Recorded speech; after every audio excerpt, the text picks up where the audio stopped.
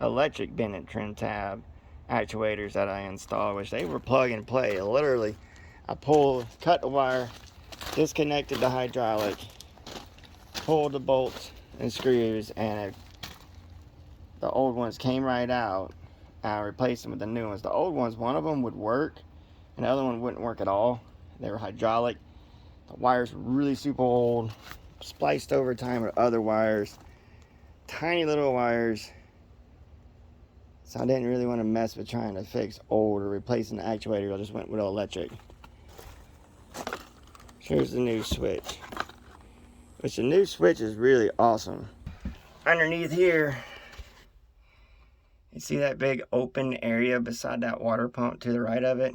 That was all full of the hydraulic pump and the solenoid for the switch, the actuator operations, and operate the hydraulic pump and stuff. There's the old wires and multiple wires and reconnected wires, and it didn't work. Oh, so we are backwards thinking about human style of right button, right LED lights, which if you want the starboard side to even out, your port side tab is going to move. And if you want your port side to even out, your starboard tab is going to move. And it indicates on the light that way too. Ooh, it's dark. We got a ladder. It's a working.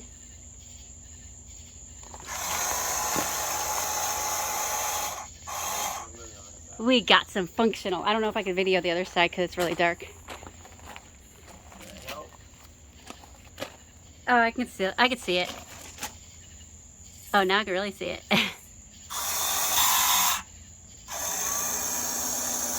Oh yeah, we got some functioning.